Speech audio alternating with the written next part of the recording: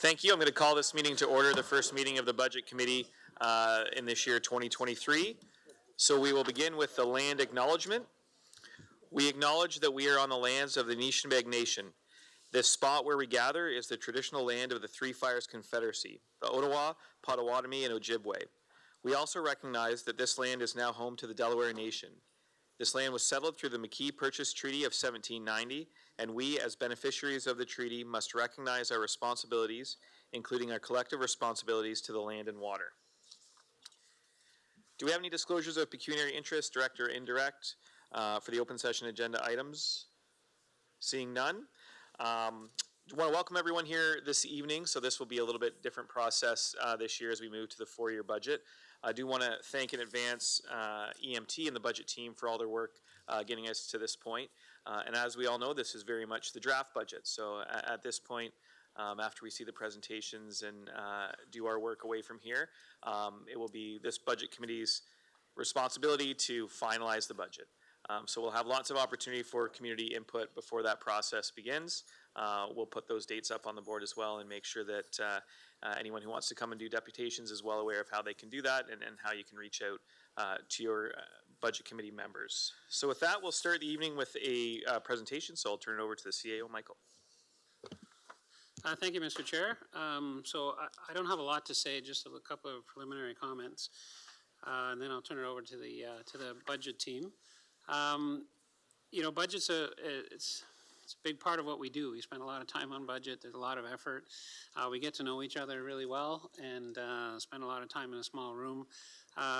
This year has been a challenge on a number of fronts. One of the reasons why it's a challenge this year is our very first year in a four-year budget cycle. So it's new to all of us. It's new to council. It's new to staff as well.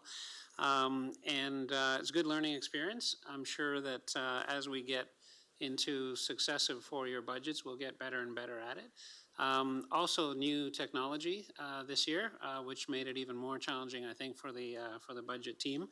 But we've sorted through that as well.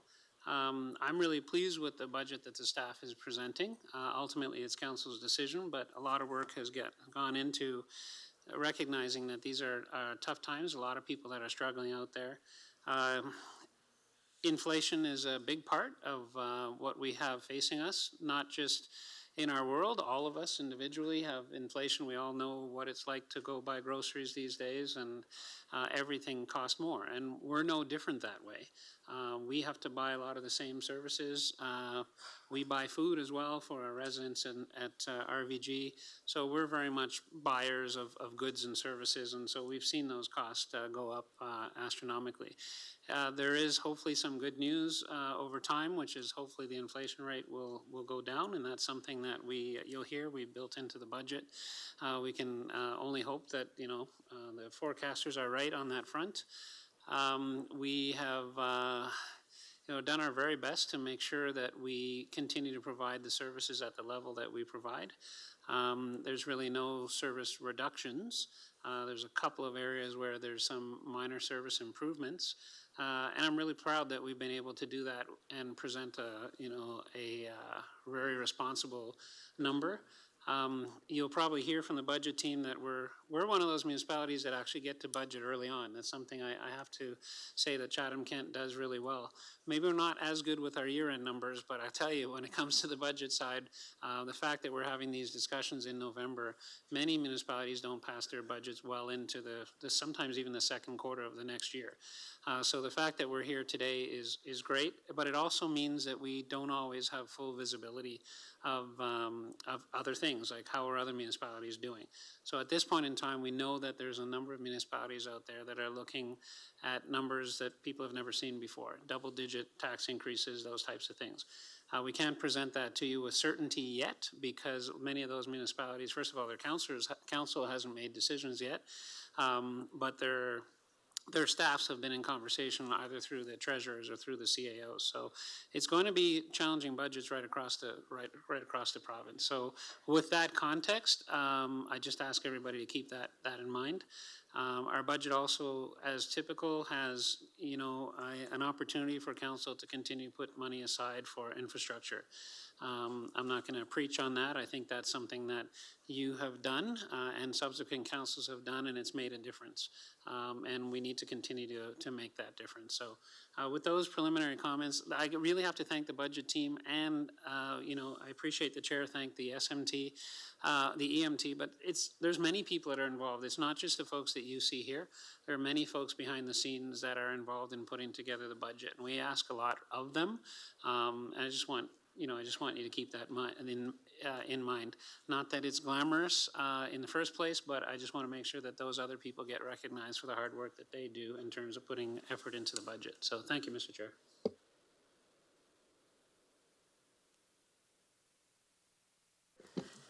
Thank you, Mr. Chair. We'll begin with the presentation. So investing in today, empowering tomorrow is our budget theme this year, and those are important words that we need to always look forward, and that's what this multi-year budget is deeply involved in, looking into the future. So good evening, everyone. I'm Gord Quinton, Chief Financial Officer of Chatham-Kent, and I'll be presenting Chatham-Kent's first multi-year budget covering 2024 to 2027, along with Steve Brown, Director of Budget Performance Services. Tonight, Chatham-Kent embarks on a new chapter of budget processes and the presentation with the first four-year budget.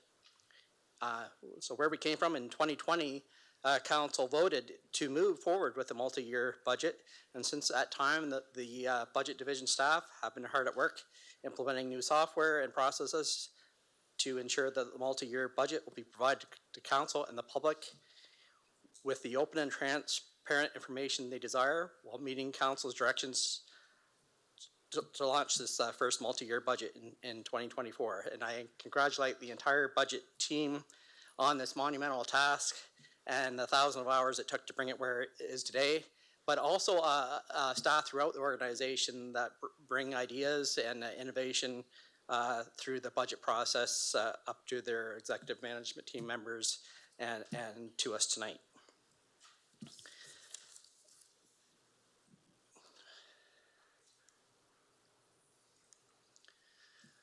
So just to starting off, there is one slide that we want to go through on strong mayor powers. So as Council knows, the recent, we talked about at the last meetings there, with the recent extension of the strong mayor powers to Chatham-Kent, there was some late revisions to the budget process that we had to go through. So under the Municipal Act and the regulations, the mayor is required to present a budget to Council. But what has happened behind the scenes here is the mayor has issued a direction to the CEO and CFO to prepare and present the budget tonight. So this is the exact same budget that would have been presented by administration anyway. So I just want that to be clear. And Council has 30 days now to review and amend the budget.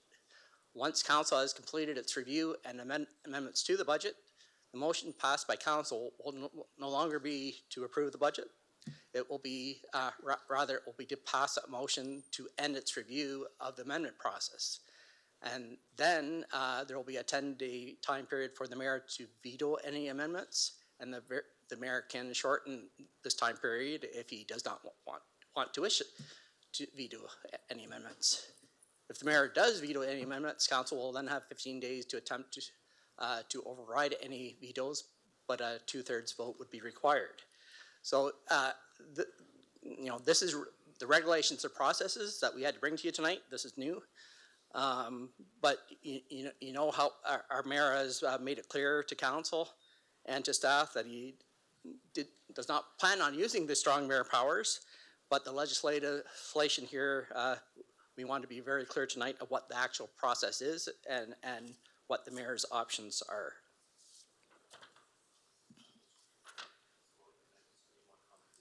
Please confirm that, yes, what Gord just said, the other stuff is kind of redundant because as Council will decide this, it won't be me. Thank you. Thank you, Mr. So so tonight we hand over the budget to Council. It is Council's budget, and you own it moving forward.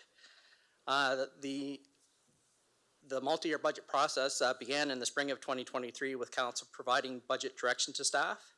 And in September, council approved the implementation of its new strategic plan for the 2023 to 2027 or to 2026 council term, guiding staff in this and the directions taken. Chatham-Kent employees then follow lead of council, and this budget does the best to implement council's plans. So just quickly, I won't read the details on the slide, but just reminding the public of council's directions. First on delivering excellent service. So this has been a consistent theme throughout the multi-year budget by investing in staff, fostering a culture of continuous improvement, and maintaining financial sustainability. We are able to deliver excellent service by creating a capable, sustainable, and efficient administration that is connected to the community and our government partners.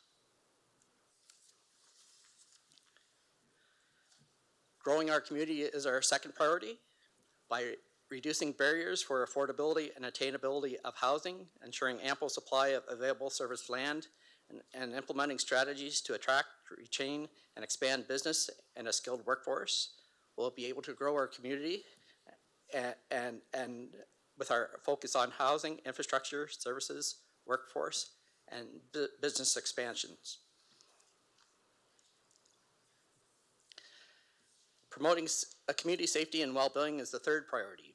By collaborating, investing in arts, culture, heritage, exploring new or enhanced recreational opportunities, and advancing both diversity, equity, inclusion, and justice initiatives, along with truth and reconciliation, we will promote inclusion and the quality of life for all ages and stages of our community with investments and programs in arts, heritage, recreation, social, and health services.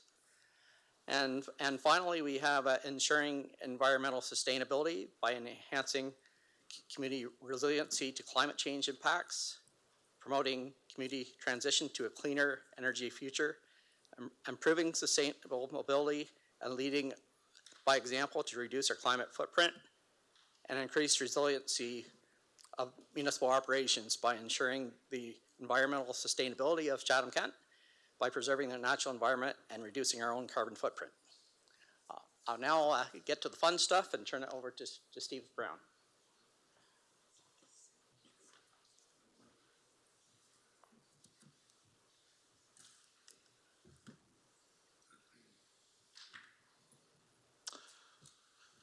Thanks, Gord.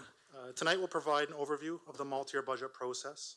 We'll review the operating budget summary and the impact of assessment growth on the multi-year budget, and review the latest Bank of Canada forecast for the Consumer Price Index. We'll take a look at the capital budget, which is in the budget document, highlights both new capital and life cycle projects, along with providing tax information for both council and the public.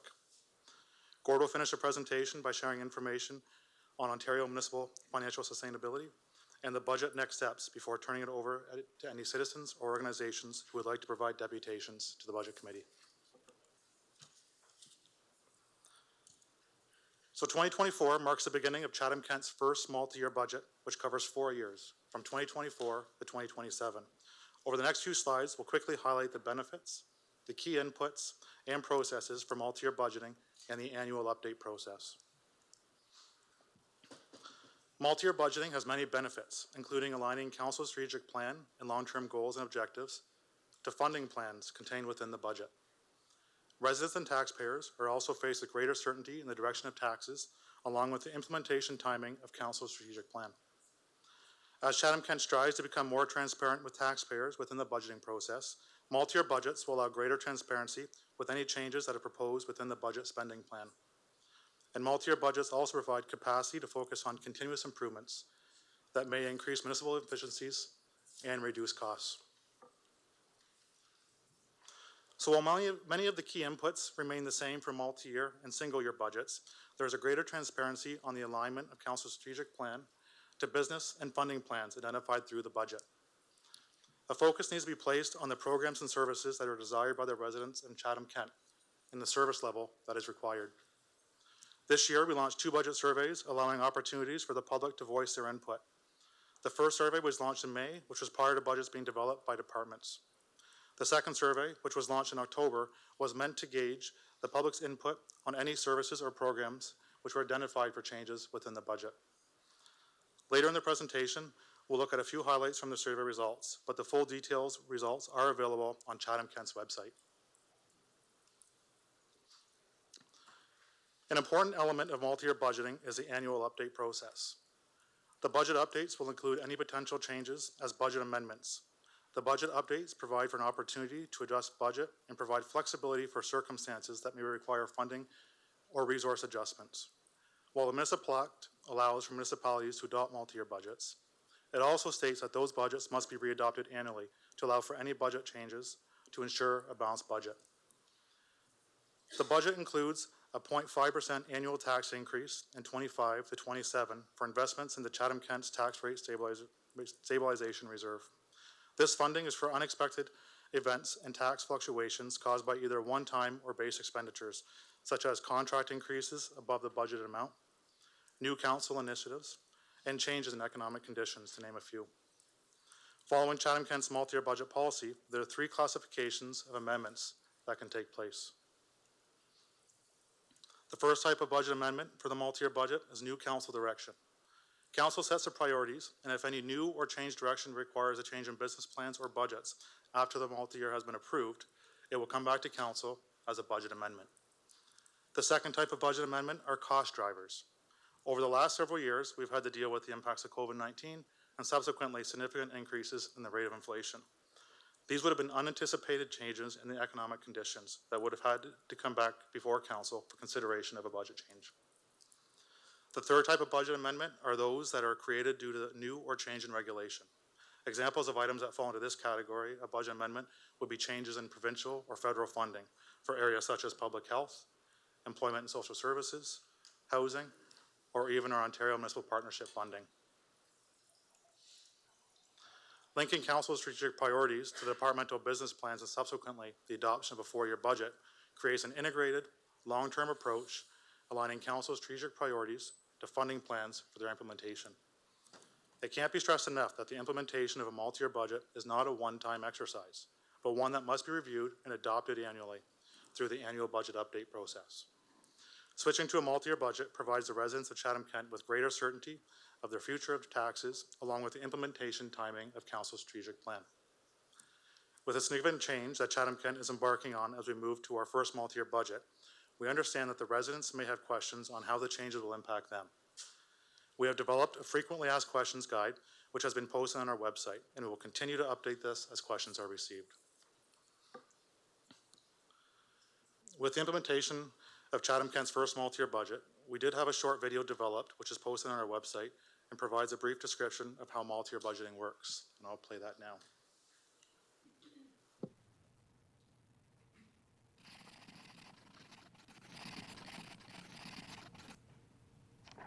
I'd like to help you understand your city's multi-year budget. Before we get started, it's important to know what a budget is. Simply put, it's a planned, itemized summary of money that's coming into the city and how that money is spent for a specific period of time. The city has a multi-year budget which covers a 4-year period of time that's linked to council's strategic plan. What does that mean?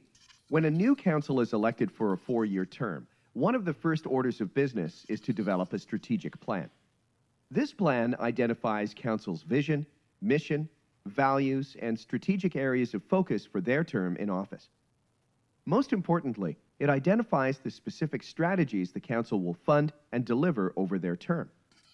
It's through the multi-year budget that the strategic plan is put into action. Linking City Council's strategic plan to the multi-year budget provides accountability between funding requirements, timing, and cost to Chatham-Kent residents. It better aligns longer-term goals and objectives with longer-term funding plans, providing greater certainty to residents about the future direction of their taxes. An important element of the multi-year budget is the annual confirmation process. It's required under the Municipal Act. Council must review, update, and confirm the budget for that year and following years that the budget applies to ensure that the Municipality of Chatham-Kent has sufficient funds to maintain operations and implement its capital program. and annual updates provide Council the opportunity to amend the budget to provide flexibility for special circumstances that require funding and resource adjustments. This can be done by one of three types of budget amendments. 1. New or changed legislation or regulation. 2. New or changed council direction. And 3. Economic or political conditions. Now, let's recap. 1. Chatham-Kent has a multi-year budget which covers 4 years and is linked to Council's strategic plan. 2. The strategic plan identifies what Council is going to achieve during their term. 3. The multi-year budget puts it all into action as it provides accountability, aligns longer-term goals and funding plans, all while providing greater certainty to taxpayers. 4. The multi-year budget is reviewed, updated, and confirmed annually. This provides Council the opportunity to make changes for special circumstances that require funding and resource adjustments. 5. This can be done by one of three types of budget amendments. 1. New or changed legislation or regulation. 2. New or changed council direction. And 3. Economic or political conditions. And that's your city's multi-year budget.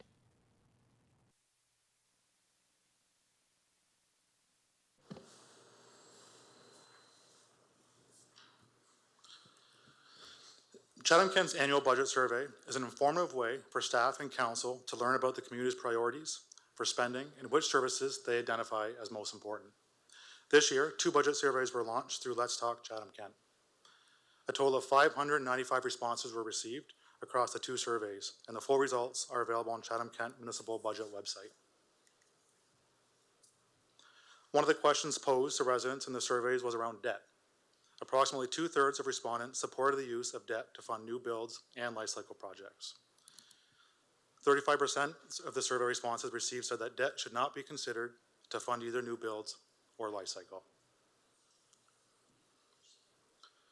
65% of survey responses were supportive of using underutilized municipal lands and buildings to develop affordable housing.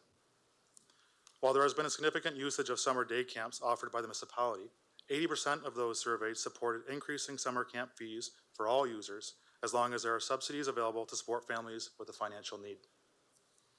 Approximately one quarter of the survey respondents were supportive of eliminating all overdue fines at Chatham-Kent Public Library, and a similar amount were comfortable with increasing taxes to support the ongoing operation of an emergency shelter. Over the next several slides, we'll take a look at the draft budget increase, revenues and expenses, and also the requested base FTEs. Chatham-Kent's multi-year budget takes into consideration council term priorities and community feedback. The 24 to 27 budget process began in April when council provided direction to present the budget with a base tax increase in line with inflation, plus an additional asset management plan capital levy of 1.5% and a 0.5% increase in allocation for the rate stabilization reserve. At that time, the Bank of Canada was forecasting a 4-year average inflation between 2.5% and 3%. In May, staff started preparing their divisional budgets, which went through both internal staff and EMT reviews from June to October. Tonight, council and the public receive the draft budget, and over the coming weeks, the public will have an opportunity to provide their feedback and ask questions as the Budget Committee begins deliberations on November 28th. The draft multi-year budget includes an average annual increase of 7.82%, as we've been broken down into 7 distinct categories. The first is maintain existing services, which has an average annual increase of 2.17%. This category includes inflation on operating costs, fuel and utilities, staff cost of living increases, interest income, and assessment growth. In the budget book, these are not included within the business cases. However, a listing of each of these items is included in the operating budget summary. The second contains the increase related to the Police Services Operational Review implementation. In 2023, Chatham-Kent Police Services underwent an operational review conducted by Deloitte, and the implementation of the recommendations adds 1.2% to the draft operating budget. The Chatham-Kent Police request accounts for 15% of the draft budget increase. The third and fourth categories relate to strategic investments in municipal reserves and a 0.5% annual investment in the tax rate stabilization reserve, which has been identified as a best practice for municipalities who have undertaken multi-year budgeting. These investments make up an additional 0.65% of the average annual increase. Next, we have changes in our Ontario Municipal Partnership funding. While Chatham-Kent did receive additional funding in 2024 for its OMPF allocation, it is anticipated that this funding will be reduced in each of the remaining 3 years. This change of funding adds an additional 0.07% to the 4-year annual increase. The sixth category contained within the draft budget is for capital, including a 1.5% capital levy and an inflationary increase on our existing asset management plan. Inflation pressures on capital budget have been greater than that of a regular CPI, and as a result, the inflation used for each of the 4 years is slightly higher. The 2.95% budget increase for the capital budget accounts for 38% of the draft budget increase. Lastly, we have business cases, which make up 0.78% of the requested budget. These are included within each department's breakdown in the budget document and include service level and staffing changes to meet Council's strategic plan. The multi-year budget includes an average annual increase of 7.82. Broken out by year, the increase in 2024 is 6.57%, as EMT looked to either push requests back to later years or use other funding sources, such as reserves, to phase in the tax impact over the term of the multi-year budget. The draft increase for 2025 is 8.69, 2026 at 8.29%, and 7.76% by 2027, the last year of the multi-year budget. This includes the 0.5% annual tax increase in 25 to 27 for investments into Chatham-Kent's tax rate stabilization reserve. While looking at the base and one-time budgets between the approved 2023 and the draft, by 2027, total expenses are projected to increase to nearly $485 million. Looking at the more significant changes, the Chief Administrative Office, which contains legal services, includes an increase due to the continuation of increasing insurance premiums. Health and Human Services contains the shelter costs up to May 2025, and after this time, the shelter is not included within the budget, resulting in a decrease in expenses. Finance, Budget, Information Technology, and Transformation saw an increase in its projected budget compared to 2023 due to the increase in software licensing fees to maintain current service levels, Next Generation 911, and the implementation and funding costs associated with the radio communication network. Infrastructure and Engineering Services are proposing budget increases to maintain current service levels in areas such as waste collections, dust suppressant contracts, and winter control. IS has also seen significant increases in fuel, material, and grass cutting expenses to maintain current service levels. Fire and Emergency Services increased from 23 to the proposed budget in 27 relates to funding being allocated towards the implementation of the Fire Master Plan. Non-departmental contains the capital budget levy and asset management plan inflation, along with closed session items that will be rolled out to respective departments after budget approval. And finally, the police service increase relates primarily to the implementation of the operation review, as discussed previously. Taking a look at revenues by department, development services are projecting an increase in planning fee revenues, which are intended to offset additional staff required to meet demand. Health and Human Services increase in revenue are primarily driven by provincial funding for the continuation of the implementation of the 4 hours of care at Riverview Gardens. Infrastructure and Engineering Services are projecting a decrease in rental revenue to adjust ICE rental revenues as a projected increase in usage from the decreased rates previously approved has not come to fruition. Non-departmental includes significant increases in interest income based on Chatham-Kent's new investment strategy and increasing interest rates. Non-departmental also includes the increase in taxation to ensure a balanced budget. Taking a look at the tax-funded base positions being requested in the draft budget, there are a total of 5.08 FTE being requested for municipal operations, excluding police and the Fire Master Plan implementation. These positions range from a summer camp leaders for recreation to a coordinator, emergency management. Chatham-Kent Police are requesting a total of 43 new staff over the 4-year period, which are all tax funded. This equates to a total tax funded FTE request of 48.08 FTE included in the budget. The budget includes proposals for an additional 76.83 base FTE over the 4-year budget.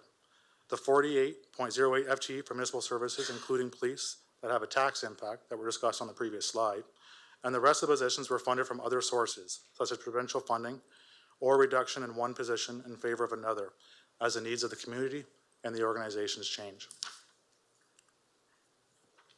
A significant portion of the base positions being requested in the budget are related to either the 4 Hours of Care initiative at Riverview Gardens, which is funded by the province, and by police, which is a tax-funded ask.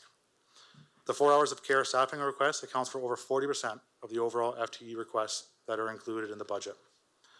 The 43 additional positions being requested by Chatham-Kent Police for the implementation of the operational review accounts for just over 50% of the total staffing requests included in the budget. Over the next few slides, we'll take a look at how assessment growth has impacted the 2024 to 2027 multi-year budget. The total assessment growth that is estimated and included in the 24 to 27 budget amounts to $10.56 million.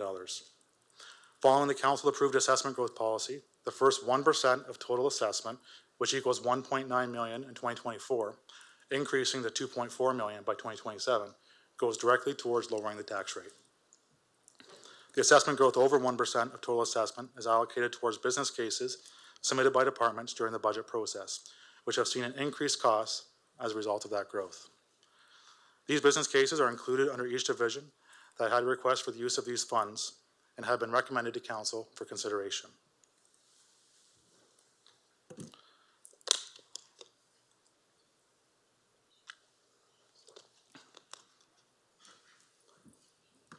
This diagram outlines the business cases that have been recommended for use of the assessment growth funds.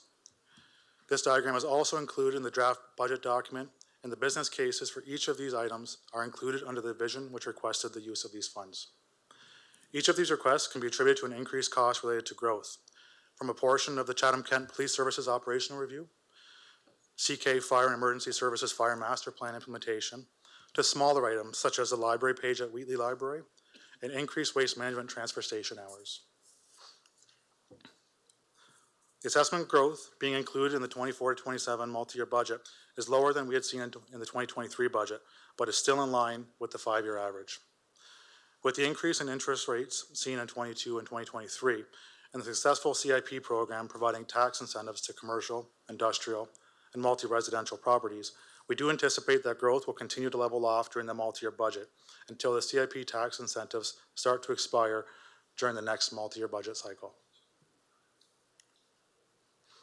Inflation on both operating and capital budgets continue to have significant impacts on our proposed budget increases. Inflation, including in the multi-year budget, is based on the July Bank of Canada Monetary Policy Report. However, during the most recent report issued in late October, the projection for CPI for both this year and the upcoming years has been raised. For example, in 2024, the forecast has been raised from 2.5% to 3%. We all hear the monthly news releases on the Canada Consumer Price Index, and we all have experienced it when we go buy groceries or goods. The CPI attempts to measure the price increase on average person faces in a month for items such as housing, food, and housing operations. Municipalities face cost pressures as well, but the basket of goods is quite different as it contains items such as labor, equipment purchases, and specialized items like asphalt. Many of the price increases experienced at the municipal purchasing level have experienced price inflation much higher than CPI, and in some cases, over 25% price increase. These increases have started to normalize in 2023. However, most are still above the regular CPI, which we discuss and hear about in the news. It is likely that a large portion of these increases we have seen in our costs are now embedded permanently. Statistics Canada does not track MPI, so we often have to use CPI as our benchmark. Inflation, including in the multi-year budget, is based on the July Bank of Canada Monetary Policy Report. However, as mentioned, the most recent report issued in late October, the projection for CPI for both this year and the upcoming years has been raised. In 2023, the forecast has been raised from 3.7 to 3.9. In 24, from 2.5 to 3%. And in 25 and 26 has been raised from 2.1 to 2.2%. It is projected that by 2026, CPI will start to approach the Bank of Canada's inflation target of 2%. However, we will have to continue to be watched as inflation has continued to be more robust than the Bank of Canada was originally predicting. The cost of infrastructure is a significant portion of the multi-year budget, with an average annual increase of 2.95%, or over 38% of our recommended average annual tax increase. The capital budget has been broken into three categories: capital new, capital asset management plan, and maintenance. Capital new is approximately $30.9 million of funds over the 4-year budget that have been set aside to deal with new items, not replacement of existing items. So for example, the pedestrian crossings, gravel road conversions, and the next generation 911 are all items in this capital budget. Our asset management plan was updated in 2022 as required by the province. We're currently approximately 50% funded in our asset management plan. To put this another way, we can only accomplish about half of the rebuilds and infrastructure improvements that we should be doing. By not doing all of the maintenance and upkeep required, a community's infrastructure will eventually crumble and fail. Breaking out the 2.95% average annual proposed tax increase for capital asset management plan, we have a capital levy and inflation on the capital budget. In June 2022, Council committed to adding 1.5% tax equivalent to the asset management plan and submitted the plan to the province as required. In addition, Council committed to providing inflation adjustments, which administration is recommending to be the regular CPI plus an additional 2.3% to adjust for the municipal price index, as mentioned when discussing the CPI. The inflation converts to a 1.45% average annual tax increase. Chatham-Kent property taxpayers are being asked for more than $29 million over the 4-year budget to keep our asset management plan on track.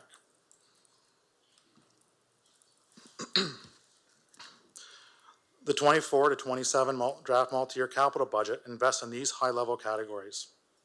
It's projected that over the 24 to 27 multi-year budget, Chatham-Kent will invest over $277 million in various infrastructure projects. $84.6 million for engineering, which encompasses studies as well as broader right-of-way work.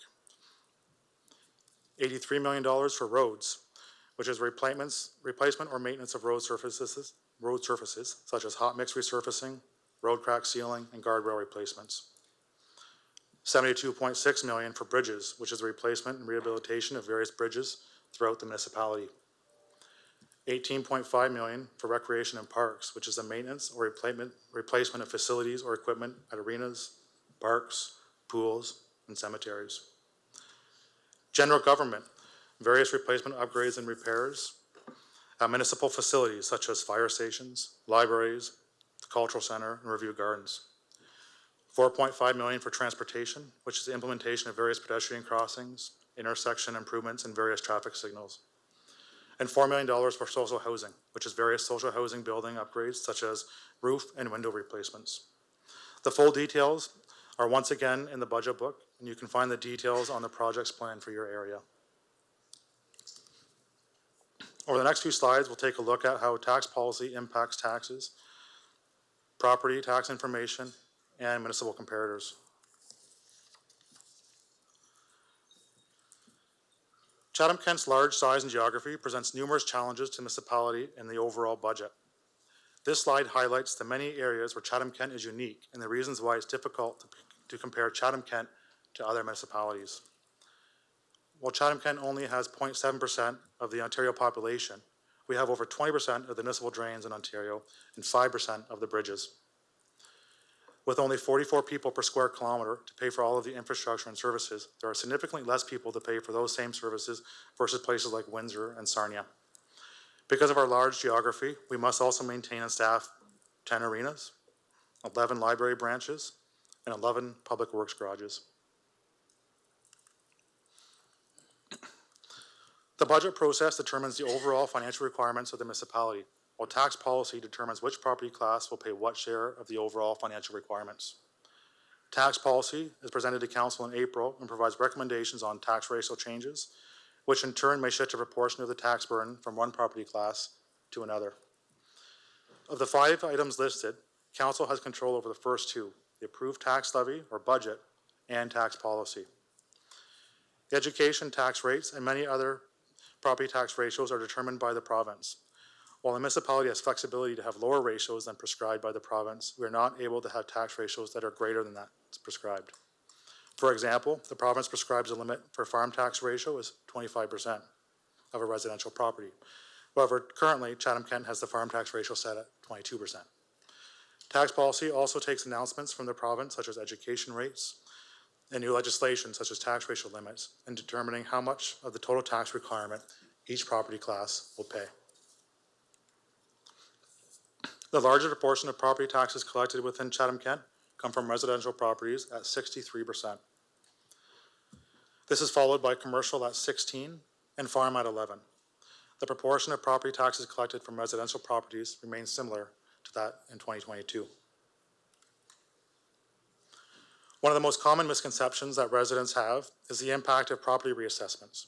It must be noted that when the Municipal Property Assessment Corporation, commonly known as MPAC, completes a reassessment, these are revenue neutral to municipality. For example, if all properties within Chatham-Kent doubled in value from one reassessment to the next, the overall impact on each property would be zero. If your property went up more than the average of all properties, then the tax bill would increase based on the reassessment. However, if your property went up less than the average, then you could expect a decrease in your tax burden. It should be noted that the last reassessment was completed in 2016, and the provincial government has put a pause on reassessment for now, and it's not known at this point in time when the next reassessment will occur.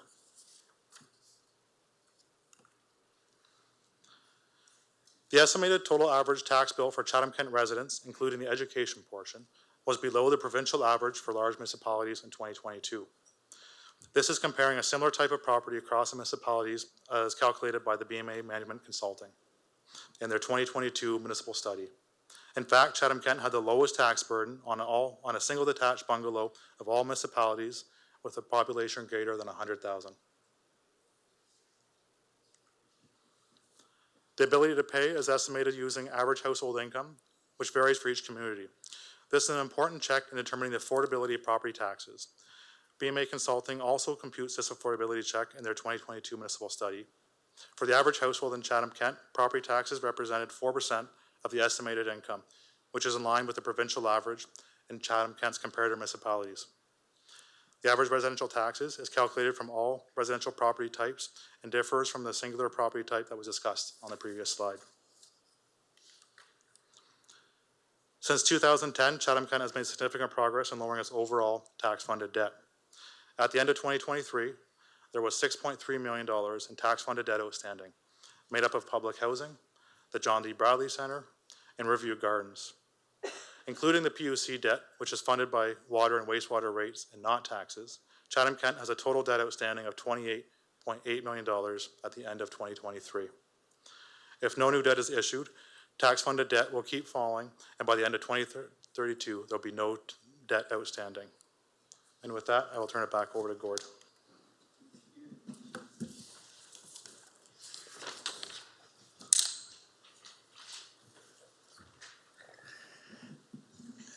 Thank you, Steve. Just wanted to take a couple minutes to I guess, take a wider view of what's happening across Ontario with municipal financial sustainability. So I titled this slide Municipalities in Crisis. Municipalities across Ontario are facing increasingly complex challenges such as tackling housing, homelessness, policy changes, and climate change without the financial tools to fund them. Everything's been being pushed on property tax payers versus the other ways of collecting taxes across Canada. In 2024 and 2025, we have our asset management plans updates that will provide evidence of the magnitude of the infrastructure gap across Canada. Ontario municipalities spend almost a third of their program spending on services that are provincially funded elsewhere in Canada. So you often hear people out west talking about how high taxes are when they move, if they move to Ontario. Well, that's because the provincial government picks up the bill there. So social housing, long-term care, EMS, public health, employment and social services, and childcare are often on the 100% funded by the province in other provinces outside of Ontario. Federal and provincial focus on housing affordability, I think this provides us an opportunity for all three levels of government to actually get together and figure this out collaboratively. I feel it's time for is right for a municipal financial sustainability review. There has been a couple in the past. These in both 1998 and 2008, there were reviews. They weren't kind to municipalities. There was lots of downloading at both of those occasions. But it's time to re-look at that and perhaps do a better job this time around. I would say there's a coalition of parties that are very interested in intergovernmental advocacy, and for example, FCM, AMO, municipal finance officers, regional and single tier treasurers, mayors and regional chairs of Ontario. All these groups are particularly in the last 6 months, but as we come out of the pandemic, they're really all getting together on board with the same message that the current property tax system is broken, and we need help from upper levels. So what we're hearing is we need one message from concerted message across Ontario. What exactly do we all want? I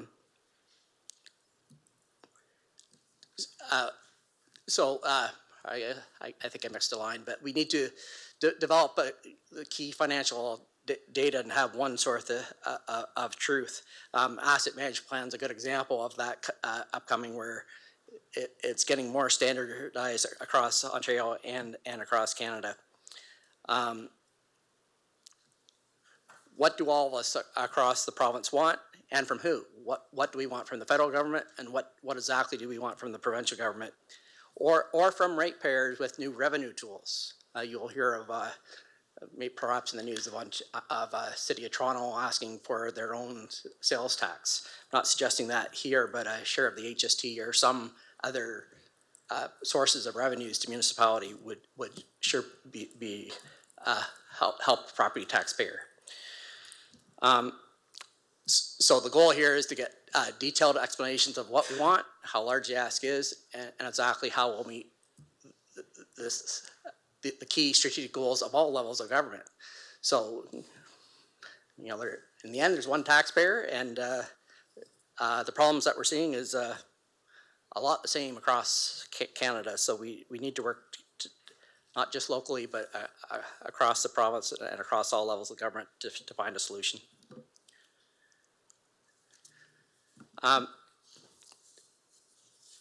Chatham-Kent's financial position, our balance sheet is in order. We came into existence with close to no reserves. We now have substantial reserves in place.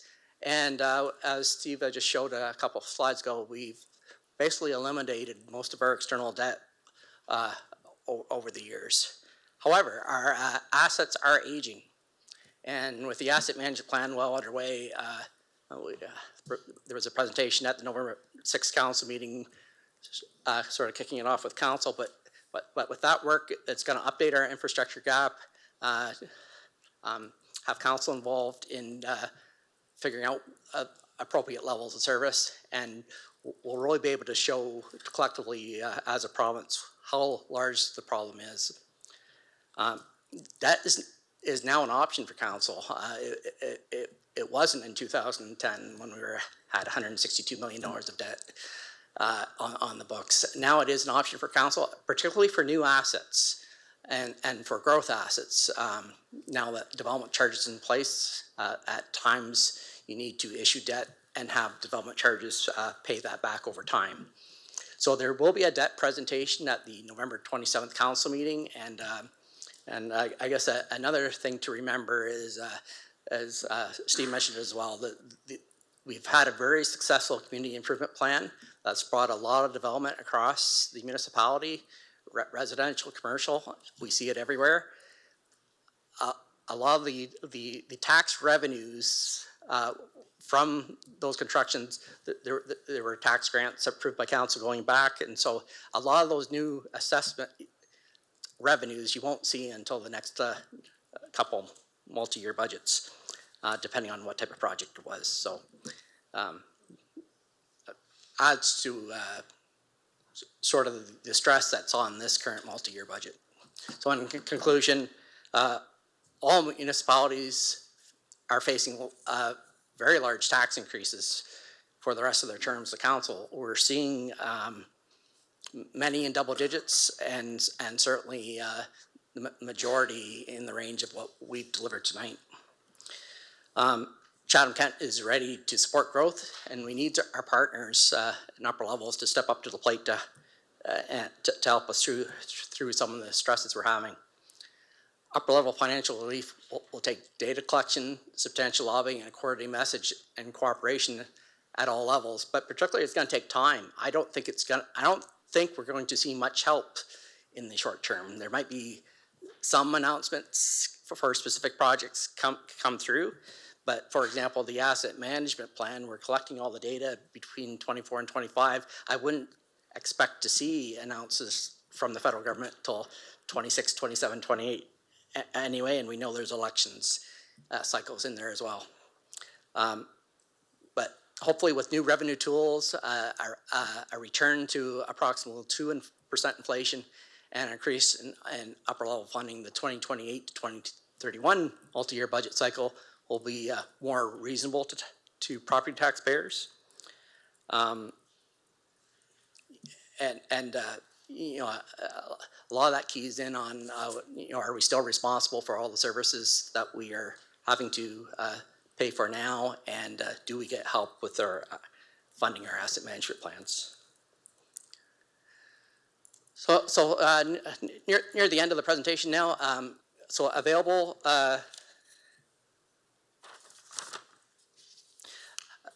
tonight on the website. We have the draft multi-year budget book, and council got copies, printed copies delivered tonight. But there's also an equally large capital budget book that's online that details 4 years of projects. A lot of work, particularly in IES, but across the organization, to develop that capital book. It's very detailed and has information on every construction project we can think of over the next 4 years and its timing and costs. The community consultations, I'll talk about that on the next slide.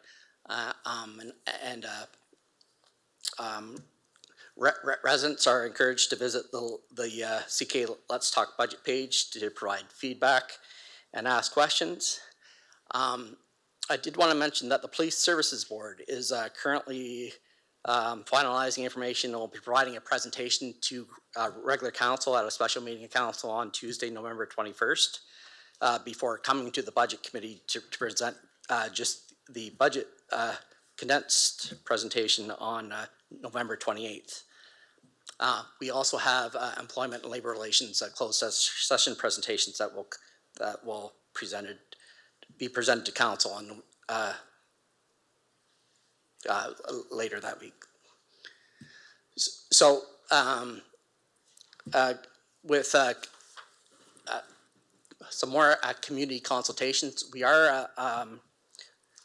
we moved to an online process in 2021 with the pandemic, but we actually received a much greater community participation and feedback than we ever did before when we held them in person. So we're continuing with that process. The online format allows residents to submit questions prior to the event and watch either live or on recordings at their convenience. And with this information, it was we think it's the ideal avenue to continue for this multi-year budget.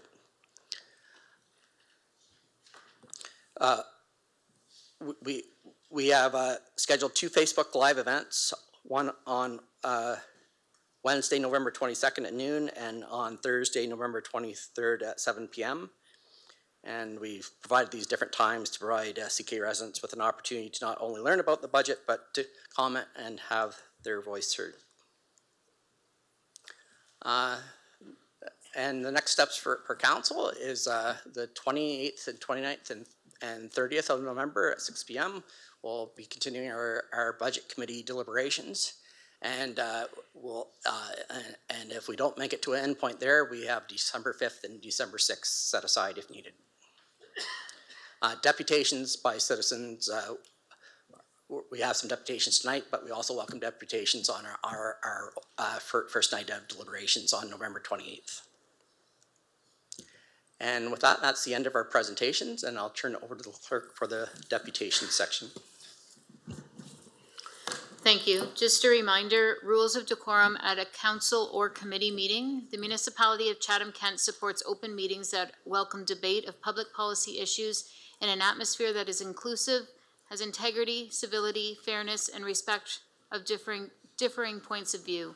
Anyone conducting themselves in a way that disturbs, disrupts, or impedes the orderly conduct of a meeting, interrupts or makes derogatory statements or hate speech or defamatory comments about councillors, staff, speakers, or fellow members of the public may result in removal of the premise. The use of posters, signage, and literature is also prohibited. This evening we have received 5 deputations. 2 were just emailed to council. The other 3 were emailed to council, but they are present this evening. I'll remind all deputations that they have a maximum of 5 minutes, and I will be monitoring from my computer up here. So the first deputation we have is Denise Waddick from the CK Family Physician Recruitment and Retention Task Force, and this is a request for funding.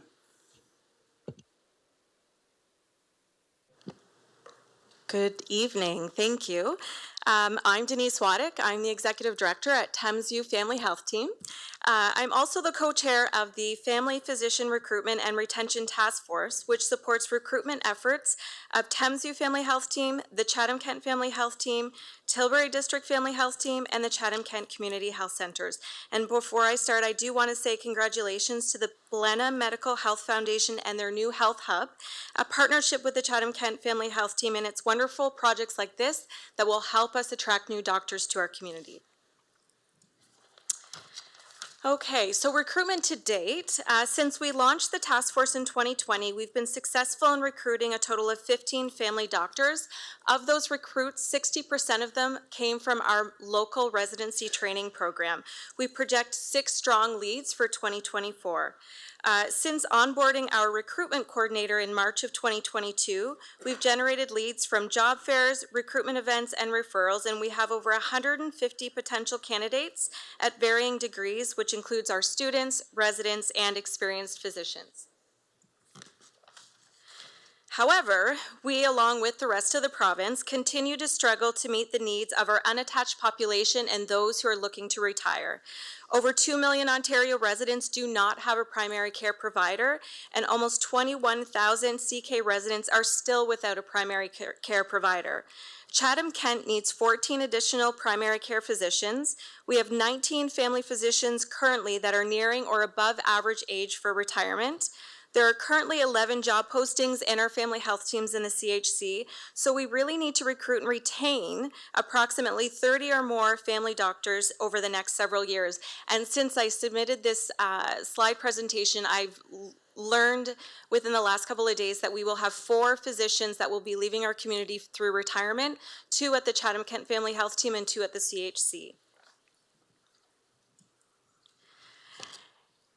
Recruitment is not a short game, it is a long game. It can take anywhere from 8 to 18 months to recruit a doctor based on schooling, training, licensing, immigration, and aside from our local residency program, we focus our recruitment on residents at recruitment fairs, where we have access to year 1 and year 2 residents to promote our brand, as well as practicing family physicians, but this is a very small network of candidates. They do attend education conferences, and this is where we'll find them. We'll set up a booth and we'll try to promote our brand, and we get the occasional referral from their small network. But it's important to note it can take up to 7 encounters to truly engage a candidate into our community. And it's getting extremely competitive in this day and age.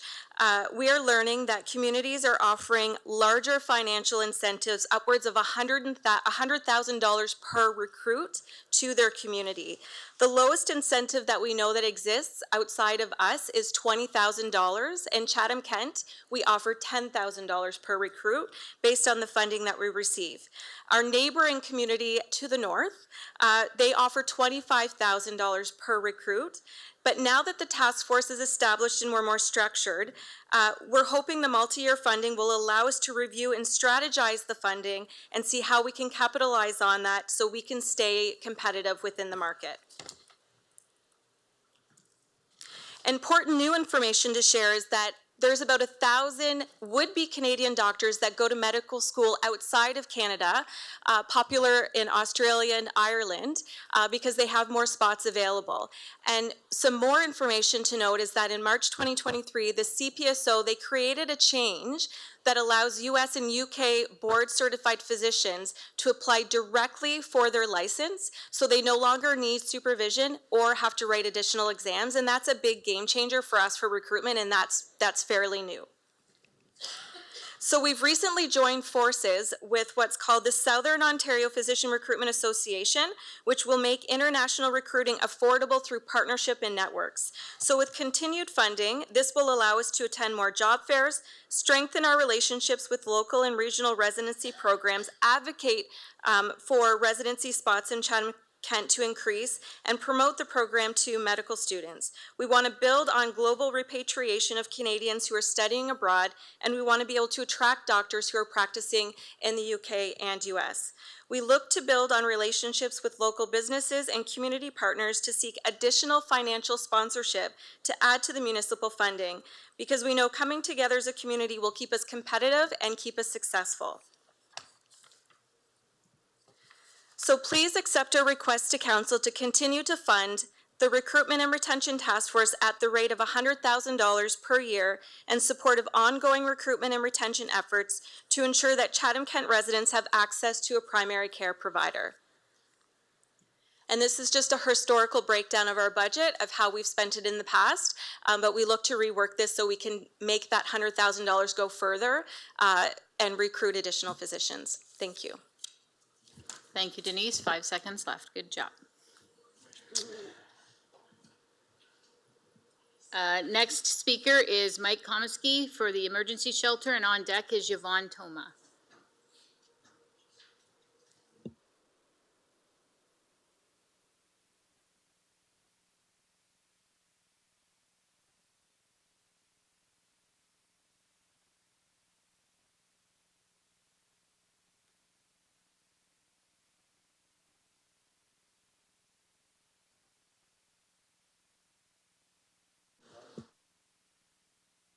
Thank you. Sorry. Good evening, all. I'll make this brief so I don't use up my 5 minutes and give it to somebody else. My name is Mike Komisky. I have lived in historical Tecumseh Park neighborhood for 75 years. Elwood and Stanley Ave have been my home. Life has changed drastically when a homeless shelter was forced onto the neighbors with very little warning and collaboration. How has it changed? If you don't lock it down, it's gone. New locks on my garage and shed, I should say. Front porch lawn furniture is now chained and locked. All home deliveries go to the back door, as we used to have them delivered to the front, but we found them missing from the level of people helping themselves. Tecumseh Park has many picnic tables that are full of homeless people. Some sleeping, some doing drugs, mostly just passing the time away. The bandstand has tents set up, litter thrown everywhere, graffiti all over the walls. This park was once peaceful and clean. Now it looks like slum. The historical courthouse directly across from my home has passed out druggies on the front lawn. I've seen them. Crack fights screaming in the area, in the street at any time. 2 fires in the homeless shelter where the fire department had to go out to put them out. In the middle of the night, my bedroom window has to be closed because someone is burning plastic coating on the copper wire in order to sell the wire. Driving at night is challenging. Homeless walk away and bike with their no reflectors or lights. They are often on the road and wear little clothing, dark clothing, I should say. Urination and defecation I have witnessed both at the old courthouse and at the bandstand in Council Park. One thing that stands out in this particular is that I do not recognize any of these homeless people from Chatham. Who's bringing them in? Windsor, London, Toronto? This shelter does not belong in a residential neighborhood where there are schools and children. Thank you for your time. Thank you. And next speaker is Yvonne Toma. Toma? Sorry. Thanks, Mike. It's a great segue. Good evening, council members and mayor. My name is Yvonne Toma, and I'm here to address this committee on behalf of concerned residents, business owners, and advocates for our community. As citizens and voters who are deeply committed to the well-being and prosperity of Chatham-Kent, we are encouraged by the conversations happening within our municipal council meetings regarding homelessness. As you have heard, homelessness is a complex and multifaceted problem that affects individuals across various demographics. You know from the reports presented that the homeless population is increasing year over year and shows no signs of slowing down. Just last week, you heard from Hope Haven that the demand for their services has more than doubled since 2019. This situation poses immediate challenges as well as long-term social and economic repercussions for the entire community.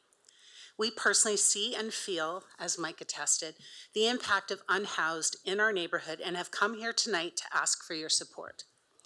The municipality's strategic plan highlights the important commitments this council made to our community. Recall those commitments: to provide supports for vulnerable community members, to strategize intergovernmental advocacy, to plan and advance downtown renewal projects, to foster a culture of continuous improvement, to improve communication and civic engagement. We are aligned in our mutual passion to improve the lives of the Chatham-Kent community. We have researched and know that prioritizing funding in the following ways will enrich our community. Move the current emergency shelter to a non-residential area and expand the services. The current shelter presents immediate danger to the local neighborhood, as you've heard, and the surrounding businesses. Finding land in a non-residential area will enable the emergency shelter to expand, meet the needs of this growing population, and reduce the risk of harm to the surrounding community. Next, explore partnerships with local corporations and other levels of government to invest in affordable housing projects that create more housing options for low-income individuals and families. Finding investment partners will lessen the burden on this council and taxpayers. And finally, increase funding and resources to organizations that provide essential support services. We know how important it is to address the root causes of homelessness. Investing in mental health services, addiction treatment, and job training programs are proven services that empower individuals to regain stability and independence. In addition, increasing support and resources in these fields will drive employment and growth to this area. While provincial and federal governments play a significant role in emergency shelter and affordable housing initiatives, they are inundated with other equally critical issues, and we cannot rely solely on them for support. Homelessness has reached crisis levels in Chatham-Kent now, and we need to begin to make positive and committed changes that proactively get ahead of this growing challenge. Financial commitment from this budget committee and council participation are foundational to drive this important change. I know the problem seems overwhelming, but you don't need to do this alone. We know you are already committed to involving this community in your plans to address this situation. I am here to tell you there is a group of impassioned, resourceful, and vested business owners and residents who have decades of experience and are willing to help.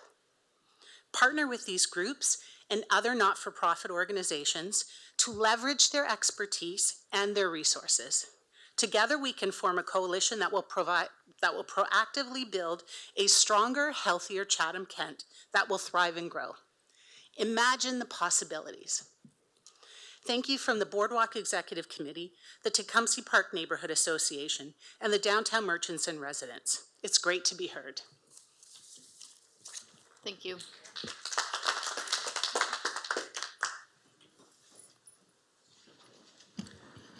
Thank you to those providing a deputation this evening. So at this time, we'll take any questions from Budget Committee members. As a reminder, this is an introductory night, so we won't be entertaining any motions from the floor or any alterations to the draft budget.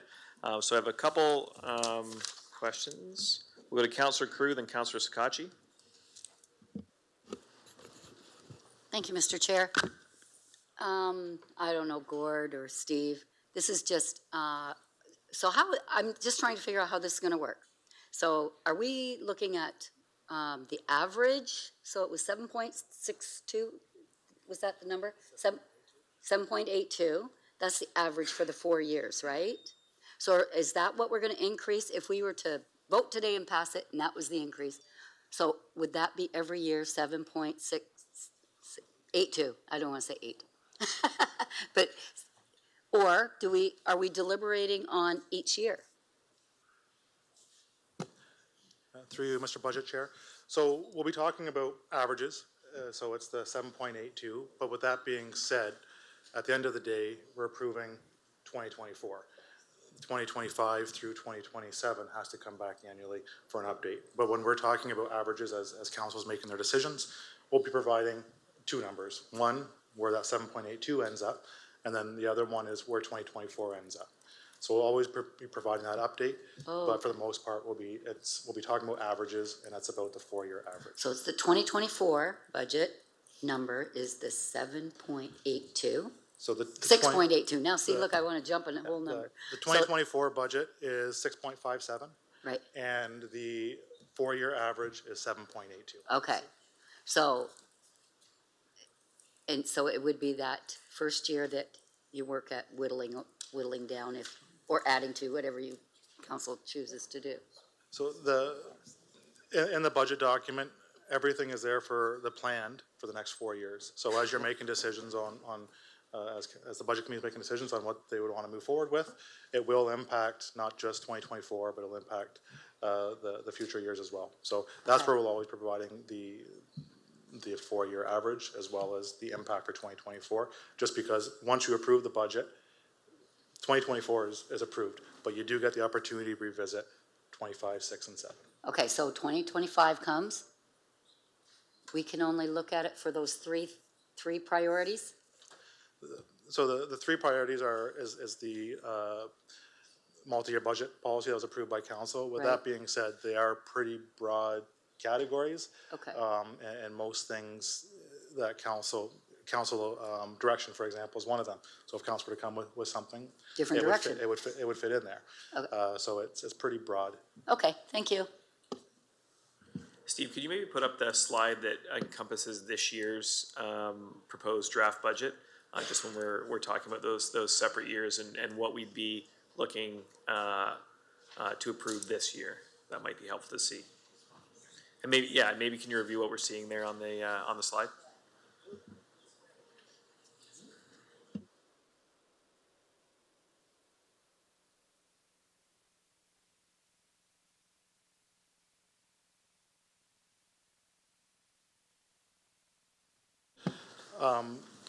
So this was prepared today. It's for 2024. I just want to be clear. These values are approximate. I can't speak specifically to what's in there. But what makes up the 2024 budget is 4% inflation. We have our 1.5% asset management plan levy, the capital levy, 0.8 for police. So that's the implementation of the operational review.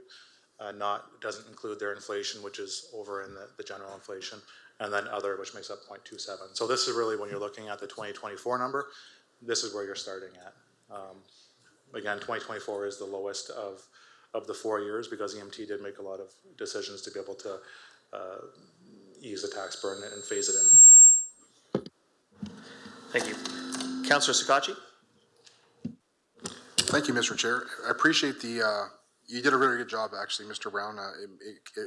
It kind of cemented some things to me, some questions I had. The only thing I'm just a little bit still have some, I'm puzzled on a little bit, is this the, investment, like the tax rate stabilization reserve? Is that reserve going to be like an ongoing reserve that's gonna be utilized from here on in for every, multi-year budget moving forward? Or at the end of like this term but like the 4 years, is that going to be extra, like, utilized completely to bring that down? Or is it gonna be just an ongoing reserve that is gonna go on for eternity, that we have another reserve item now?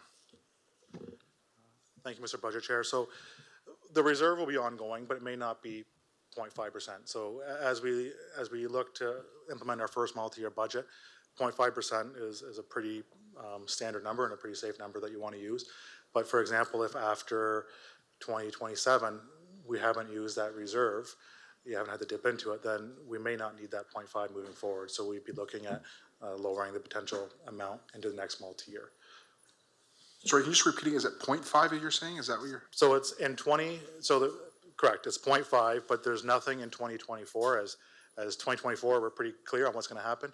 So in 2025 and 6 and 7, we have a 0.5% tax that goes towards the tax rate stabilization reserve. Perfect. So if, for instance, if we had nothing else added, the 6.57 with that 5.5 would be 7.07. So that's kind of how that 0.5 gets implemented. So that's why it's always factored in on the year. Yeah, my only concern was is that if we're adding that 0.5 in, and let's say inflation goes down substantially, which I don't forecast it going down, I just didn't want it to be a tax ask every year if we're not going to utilize it, and if it's going to be an ongoing expense, which you've kind of answered somewhat, but I might need a little bit more clarification on that in the future. Thank you. And good job, very good job. Thanks. And if inflation or anything else comes in, like that's what the annual update's for. So hopefully we get more provincial funding or federal funding. That would come back as part of the annual update, which would have the opportunity to lower the future tax rate. So that's really why we have the annual update process, to be able to come up with the most recent or the most up-to-date numbers. And hopefully we're pretty accurate with where we end up, but there is that opportunity. So whether that 0.5 stays or we lower other things, there's lots of opportunity to be able to revisit it in the future years. Councillor Harrigan? Hi, thank you. And thank you, Steve. I want to echo Councillor Sakachi's words. It was a great presentation and a good introduction to our budget. I do have two questions. One is generally about the budget. I just want to clarify, there was a slide that you had in your presentation showing the tax increase as proposed, noting that we have like the 6.57% for this year, but then it kind of goes up to 8.2 and then 7 point something. It kind of looks like a mountain.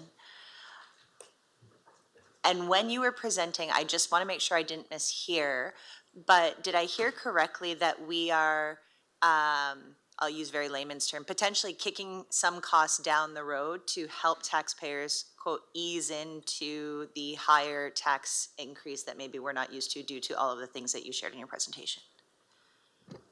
Thank you, Mr. Budget Chair. I wouldn't necessarily say we're kicking things down the road, but typically what happens is people are more short-term in nature when they're trying to figure out what they want to do. So when 2024 came in from the organization, it was actually significantly higher than any of the other years. So through a lot of debate and work at the MT table, when they were looking at the budget, there was a lot that they were able to say, we don't need it right now, let's push it off. Or, yes, that's a great idea, but we should fund it from reserves, or at least phase it in from reserves. So that's really what took place. So that's why now year one is actually the lowest. It was through a lot of work at the MT table to try to be able to say, what do we need now, and what can we have in years 2, 3, or 4? Okay, thank you. That certainly helps to clarify things. And it's related to my next question about the comment that was made about no housing, emergency housing, shelter services in the budget past 2025. And I certainly appreciate that just at our last council meeting, we had those conversations, but I'm wondering if you can speak to that, and also if that includes like operations for staff support of emergency shelter or emergency housing, or if we just kind of pulled it out entirely. Thank you. I'll start on this, and April might have other thoughts on this as well, but we currently have no council direction to run an emergency shelter past May of 2025. So we have budgeted for that in the budget when you see the details. And in fact, it does, it drains a reserve that, up until that time, and that reserve then becomes empty and won't have funds available moving forward.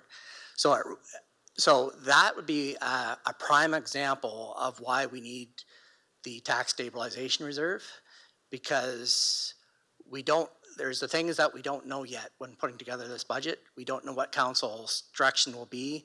There was a report at the last council meeting about concerning homelessness, and direction was given to come back with a further report early in the new year.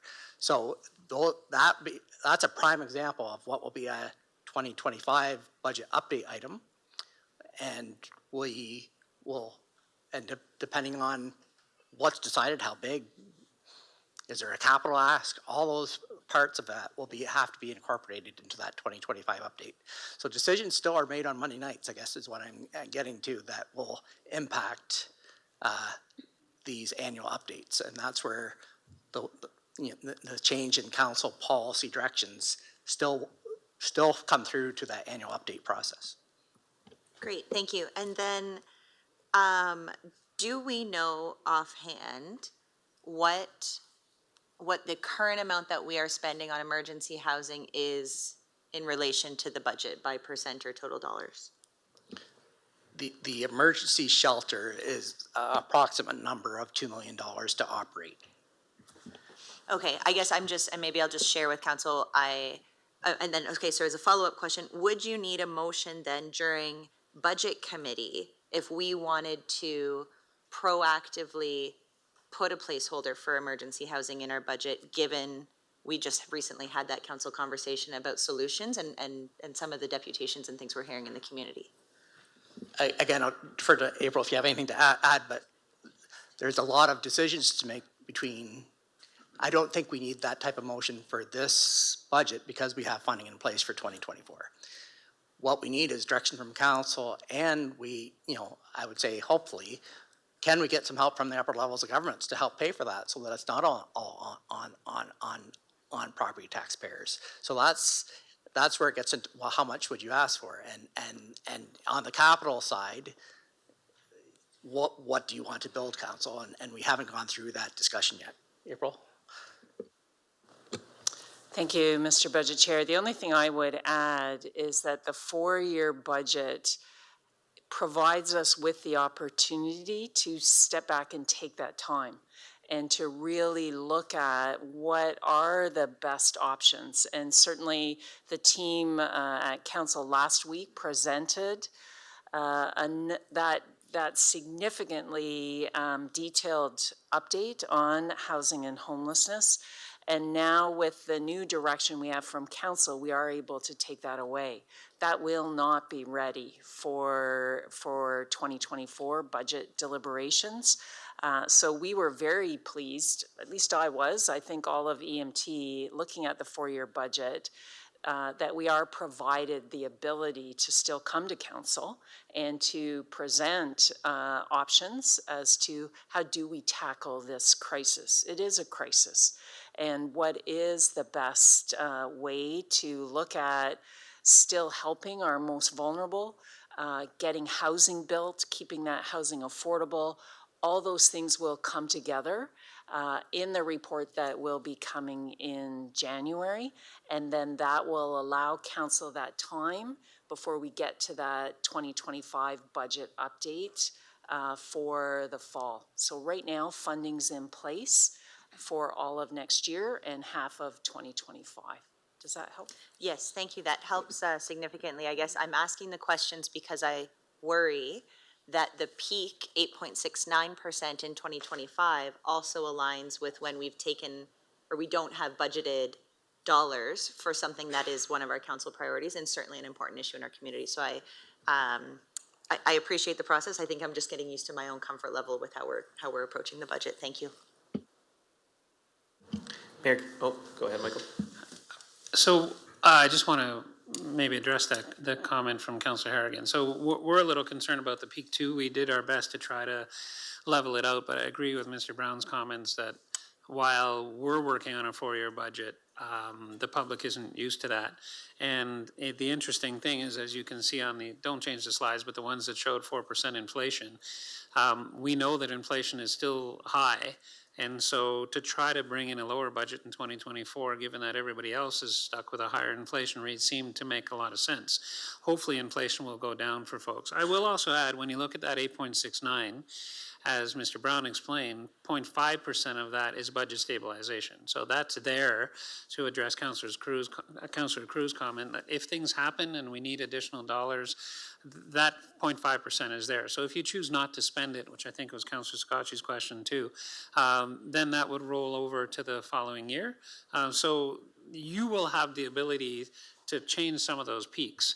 And then there's the unknown, which is we don't know how much money we'll get from the province. We actually initially thought we'd get less on OMPF. This year we got more.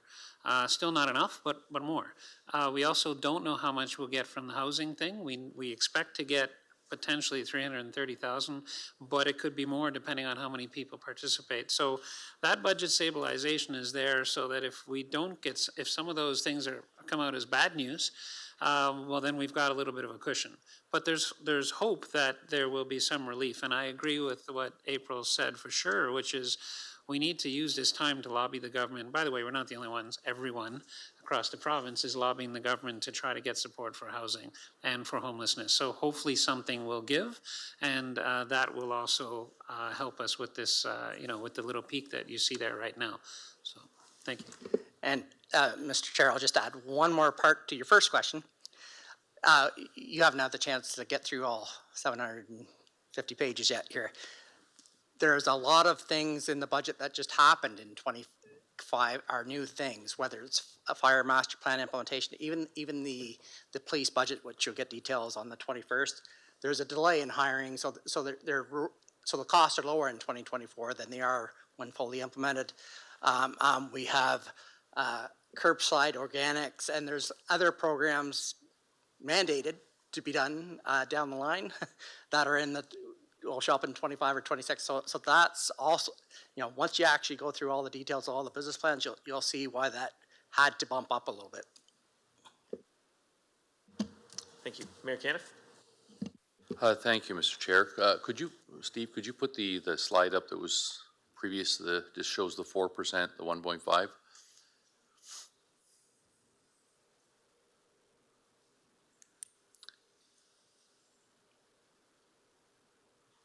I just want to highlight a few things. I want to start off with, I know that I was not part of any of the meetings that administration was going through. I know they did a lot of work, and I want to really highlight this for 2024, just to put it in perspective. So inflation's inflation. That's the cost of, to do the same thing this year, or in 2024, as we're doing in 23, it's costing 4% more. So that's built in the budget. The infrastructure is a new service. I'll call it a new service because we're spending, ignoring inflation, we're going to spend 1.5% more on capital, on infrastructure. The police, that represents increased services. So when you look at it, the 0.27, so you take out those new services of infrastructure and police, and you take out inflation, we'd be presenting a 0.3% budget or 0.27% budget. And within there's new services as well, like enhanced 911. So I'd argue that we're presenting a 0% budget for 2024 and saying but we're going to increase service in police, we're going to increase spending on infrastructure, real spending, and we've got inflation. So that's the four things, and I know they worked very hard to get, I'll call it the other, down to 0.27. They did a lot of work in finding savings and doing various things. So I commend them on that. Now, it does go up in the following years, so those numbers change, but I just wanted to take a moment to highlight to council to say, if you're in an elevator speech and ask somebody, what does this 6.57 represent? This is a very good way to explain it to people, to say, this is what we're facing. Inflation's inflation. The only way we're going to get the 4% down is if we cut services, to say, you know what, what we were doing before, we're not going to do. And I think collectively, we've all experienced that whenever we go to take a service away, it's a big no. So that's why you're not seeing any of that, because collectively, through experience, we say, we're not going to close this, we're not going to stop doing this. So inflation's inflation. Now, if inflation is actually less, wonderful, we'll save some money. But the infrastructure, we're at 50% funding right now. We need to do something, and that's what we've asked. That 1.5% is exactly what we asked administration to come back with. And then the police did a study, looked and said, we need to increase our services on the street. We all know crime rates are going up, up and up. We need to do something about it.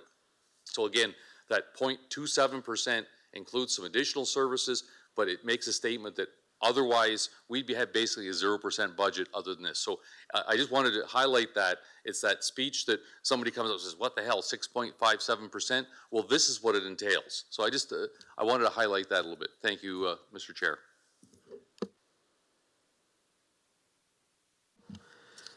Councillor C. McGregor. Thank you, and through the chair. I'm just curious and about the 6.57 and the big jump next year and back. Why would we not just come at it with the 7.82 average right across? We never know what's happening from one year to the next. We've experienced that certainly in the last number of years with the challenges we've had that coming through COVID and the increased mental health issues, the increased homeless issues and everything else. So I'm just wondering why we wouldn't do that, and I don't know if it's an easy figure, but what's the actual on the $100,000 home, the difference to the taxpayer from a 6.57 to a 7.82? Like, I'm just what that difference is to that average household, because like I hate to do this now and then all of a sudden we're like close to 9% next year, as opposed to running it with a smooth average across the 4-year term. Thank you, Mr. Chair. So we want to, it is a multi-year budget. We want to portray, give the fact that on average it's a 7.8882, but in reality you're passing just the 2024 budget. And we don't have that cost. Now, could council choose to put the difference into reserve to cushion the next year and have a larger? Like we didn't put a tax stabilization reserve in 2024. Council could and move up this year to be able to lower next year. But on the part about the average house, the 7.82 was $294 on an average house. So you're talking, I didn't do the math, but $40 or something difference like between that. the 6.57 and a 7.82. Like. It's not a substantial amount with all the increase the cost of services that you see, but it approximately would be a $40 change. Yeah. Okay. But, I liked it. Yeah, the other part that we have to remember. I'd like to balance things out so that there is the unknowns, and yes, we have a tax stabilization, but do I hope upper levels of government actually, whether it's for emergency housing or infrastructure or whatever, maybe they maybe they increase the province increases the cap on we're at a $10 million cap on our Ontario infrastructure funding, for example. Well, we should be deserving more, but they've capped us. So like, what if some of those policy changes are actually made, and we can perhaps get them all down to 7% over time, depending on those things. So there's just, this is about longer strategic planning, but we're not actually implementing a 4-year 7.82% across thing. In the end, it does come down to each year's. and that part I understand. I just, when I look at the graph, it does scare me, as I'm sure it will a lot of community members. It's not a particular time that we're going to be going through budget that we're going to be popular with whatever decisions we make, because I think some people have moved through these past conditions and are doing okay, but there's some that really are not. And when I think of a difference of $40 a household on the average 100,000 home, that I know that's going to mean a lot to some people, but going up to almost a 9%, which means they're going to have all that much more next year. And I would like to think the governments will be providing us with additional funding, but, you know, I don't see anything really forthcoming. I think the federal election's in 25 and the provincial election 26, is that right? Those years, so that's probably when we will see our increase to our funding at that point, but, you know, our province has a large enough deficit and other issues going on right now too, so. Just on that last point, their deficits are shrinking, right? Like the pandemic, of course, it blew them out. They're getting down. Well, as Ontario, I think, had a $5 billion deficit. They announced update. Still a deficit, but it's a lot smaller than 40 billion, right? So there is an opportunity. Like I said in my slides, there's an opportunity to at least get a discussion. And I think as it's not just little Chatham-Kent, it's Toronto, it's everywhere, Ottawa, everybody's having a lot of these same issues, and I think the pressure is mounting to get some type of relief in the future, and you know, we wouldn't want to be overtaxing today based on those unknowns either. So just supplementary to that, we did talk about that. And I think, you know, we were certainly trying to stay as level as possible. The thing to keep in mind, though, is when we say it's, was it 782? I can't remember. When we say it's a 4-year average of 782, we won't actually know what the 4-year average is until 4 years from now. Because things will change. Council may give a different direction over the next couple of years, depending on the economic climate. And I agree with you that it's not a huge difference for some people, but for a lot of other people it is. One of the principles that I've always used, and I think the team applied this year as well, is don't ask taxpayers for money in advance of you actually being able to spend it. None of us would want to do that. You know, you don't go to the grocery store and they take more money from you so that next time when you come in you'll get a credit or something. Most people don't want that. So a good example is the police budget. They were quite honest about the fact that yes, they want to hire more people, but the reality is, by the time the process works itself out, they probably wouldn't be able to spend much money on, for some of the positions, they wouldn't be able to spend much money on the salaries until the following year anyway, because people have to go to school, there's a whole process to go. So that's part of the reason why some of these initiatives, although they're starting in 2024, they're not necessarily going to carry 100% of the cost until the following year. So that's part of what we did. So that partially explains some of the spikes that you're seeing. But I agree, it's not a huge difference in the grand scheme of things. At the end of the day, and I know this will come forward eventually, I think you'll see that whether it's 782, whether it's 6.57, we're going to be quite a lot lower than a lot of other municipalities. I think we've done a really good job to get there, and it'll be up to council every year to make the decision. Are we going to stick to the 782, something slightly above, something lower? We'll know more when that time comes. So that's why I know people like consistency in certain parts of their lives, but I also think people like certainty when it comes to dishing out money, and so that's the approach that we took. So, Councillor Sakatchi, I'll go back to you. Yeah, thank you, Mr. Chair. The last question I had for you, yes, Mr. Brown, is in regards to how this is broke down. And I'll admit I've been guilty of it for several budgets, attacking the inflation line there. I guess how much now in a multi-year budget, if a motion comes to the floor to address that 4%, how much is it then going to impact that peak in regards to how high that goes? Because I don't want to do a whole bunch of work on this, understanding that if someone does, attack that 4%, because obviously our infrastructure is struggling, and you look at those two, those are the two biggest ones.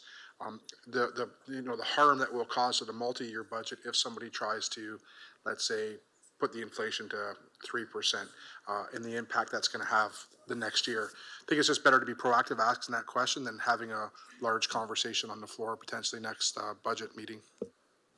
Thank you, Mr. Budget Chair. So a lot of the inflation that we have is fixed inflation, which means it's tied to contracts.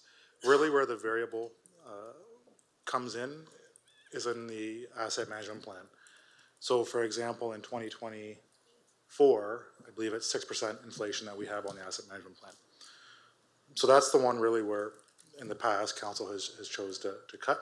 And every percent that you cut from that will have an impact overall across the board for the 7.82. So it really depends on exactly what that cut is and where that cut is on the impact that it'll have on the 7.82.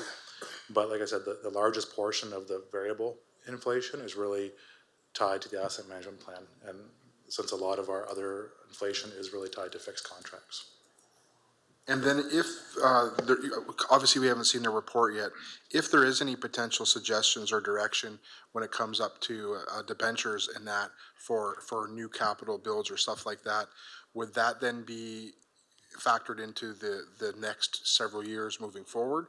If that's something that administration does recommend, is that what's going to be in that, would that also factor in that stabilization, or is that would be something that would be a totally different line item if that is something we consider?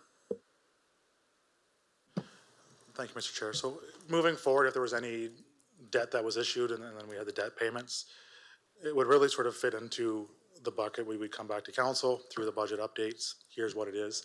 You would have the option to fund it through the tax rate stabilization reserve, but it really depends on what else is coming up that year through council decisions that have really come to the fruition at the budget table. So I can't really speak to that answer specifically, but I will say the 0.5 would be an option for council to fund any debt payments from in the future.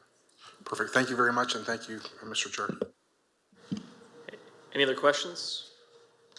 So seeing none, just a reminder that we'll have the online engagement sessions November 22nd at noon and November 23rd at 7 p.m. And before our next budget meeting, which is back here November 28th, I'd encourage budget committee members to reach out to budget staff with any questions, to review any motions in advance if you have some interest in those. There's a lot of material to review, a lot of public consultation to happen, so we've still got a couple of weeks to do all that hard work so we come to these committee deliberations prepared to continue that work.